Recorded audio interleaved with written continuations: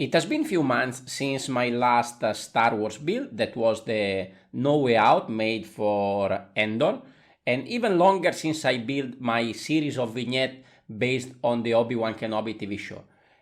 Since many months has passed, I thought it's time to build a new Star Wars build, and I also picked up this. So this is a set that got a little bit of hate because it's not that very good looking set, even though the minifigures are pretty good, and it was fairly expensive. This set is the first encounter between Darth Vader and Kenobi that they had on episode 3 of the TV show. The set doesn't look so great. It has a couple of play features, so this can open up and the fire will come out. This can rotate, so you can have a little battle. In this case, they also provide some transparent bricks, so we can show like Vader lifting up Obi-Wan. And also we have this function here where we can drop all the fire in the center there. So these were a little bit the little fun features of this set. What I'm going to do with this set is actually I'm going to keep the minifigures, which are pretty good, and I will probably leave it on display just for a little while, and then I will part it out and keep this part for me, because I really lack of all these gray slopes and stuff. So what I'm gonna do today is build the last encounter between the last fight between Darth Vader and Obi-Wan, which was on episode 6 of the TV show. So here I have a little bit of a challenge. So here is the base that I started to create. Okay, so we can move this on the side. So I'm really lacking of any kind of slopes in gray and dark gray. So my challenge was to build this scene in a nice way, even though I don't have the parts. Of course, you can look online and there are some very amazing creations, especially the First Order Lego one is really beautiful. So let's see what I managed to do here with the little parts that I have available. So here I create a base, I use some plates, and I use also some road plates actually. Then on top I added tiles, wedge plates, different kind of plates, and it is a little bit too messy for two reasons. One, I didn't have enough of dark gray, so I have to mix it up with a little bit of black and a little bit of light bluish gray. And also I have too many different variation of parts, probably with just different kind of wedge plates like this one. You can create a nicer and more natural environment over here. But the part that I managed to do fairly okay is all this transition to the floor. So on some sides I actually use brackets like here, so that I can attach all my slopes sideways, or I use some of these modified plates like two plates tall, to which we can attach also sideways, and I managed to do something like this. Now I don't have much space to fill it up again. Let's see if I can bring it in again in the way that it was before. Okay, let's just remove this one, so I can more or less show you how it looks like, even if it's not perfect. Okay, so I think this transition from the flat terrain down here, it worked fairly well. I still have a little bit of odd colors, but I think it's okay. Now the next thing I need to do is to create all the tall structure at the back. What I have a lot is these inverted slopes, which are not very good actually. I would prefer to have regular slopes on this side, so I don't have to show the anti-stud. So what I did is to add a little bit of connection point on the side, so that I can connect this on the back side to create a little bit of taller background. It's not tall enough, but I will have to go with this. I also use some different angles, maybe connect things on one stud, so I can give a little bit of rotation. Now what I'm gonna do is to add other structures. So here I have different solution. Here I use some of these big rock pieces, two of them, because they were too flat on the side, then I decided to add a little bit of more slopes and something on the top. This can connect more or less here on an angle. So you can see now we already start to cover up the ugly part over there. Again, I didn't have all the dark gray, so I had to go with black. So I had to mix it up a little bit. It would have been maybe better to mix some of the gray with the black into the same column. But again, parts were very limited. Here I made another one. Here I actually use an inch using two of these inverted slopes. This one looks a little bit better, but then again, the colors at the bottom are a little bit odd.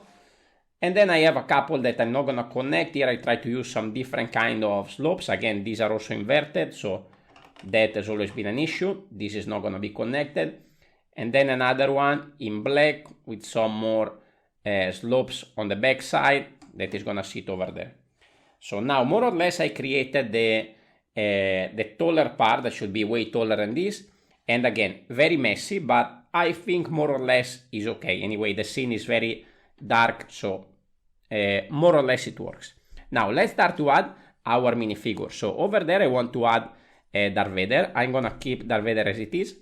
I'm gonna put one leg on the ground there, and then he's gonna have a pose like if he's kind of kneeling down a little bit, and I think it works quite well. This is because I think in the scene Obi-Wan force push him to the rock, and then he's kneeling down, and then he will stand up while Obi-Wan is lifting all the rocks that he's gonna throw at him. Now Obi-Wan here, I think we're gonna change him because he has a different clothes in that scene. So what I did is to take another minifigure here, not related at all. I mean, it's a Star Wars minifigure, but it doesn't look too much like Obi-Wan, but it has a similar color scheme as in that scene. And I use a Lego elastic band through the hole in the torso to connect the arms, like if the arms are up, and it's gonna lift all the rocks. So here we are gonna connect the right headpiece and connect this over here. So now the scene starts to make a little bit more sense, but then we need to get all the lifted rocks. So step by step, I'm gonna add a little bit of details. I'm gonna use a lot of these transparent pieces like this one with the angle that come with the minifigures. Another one here, this one with a sort of geode kind of thing, more in the center. Here I have one more, taller. I'm not gonna show the anti-stud, I'm gonna show this side where I added a few more curved slopes. Okay, something like this, lifting it up. I also use some of these helmets from like medieval castle builds. So I have this one over here and another one over here. This one again, I use one of these long transparent and another one a little bit shorter going on the side with these rock pieces, and with another of these different kind of helmets that sort of work in this color scheme.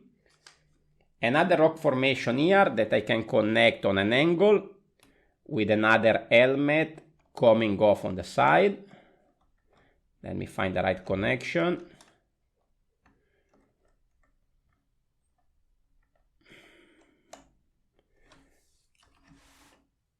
Okay, this should be in the center, I think. There we go. Okay, so now we have some different kind of rocks flying up. At the side here, I added a few more of these brackets, so I can connect a bigger rock over here. You can see works fairly well. I can add here another geode coming off from this, something like that.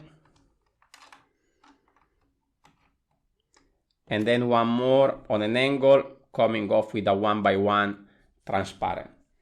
So I think now the scene is getting a little bit more alive. So I think the effect of the floating rocks works, in particular on that side, because with the light on a white background, you cannot actually see much the transparent thing. While maybe this one doesn't work so well because it's too visible, and those flying rocks actually get a little bit lost in the scene. So maybe these were not necessary. Maybe I should have just keep all the flying stuff on this side towards that way, and this side should have been taller. Of course, it's not a masterpiece, but you know that I like to show you on the channel all the things that I build, in good and bad. Sometimes I have very great result. Sometimes, like this one, I'm not very satisfied with it. But with my parts, I think it worked out pretty well. Another thing also that I don't really like is also that I have some of the old gray that is a little bit weird. I think it could have worked if I have the right pieces. So with more of the more regular wedge plates, stack them on top, create a more less chaotic ground, would have worked better. But who knows, maybe in the future when I will have a bigger part collection, I will be able to redo this scene in a better way. Let me know your thoughts in the comments down below. Let me know also what you think about the original Obi-Wan versus Darth Vader set. And I will see you next week with a new build, probably with a new minifigure habitat. Thank you for watching, and I will see you on the next one. Ciao, ciao!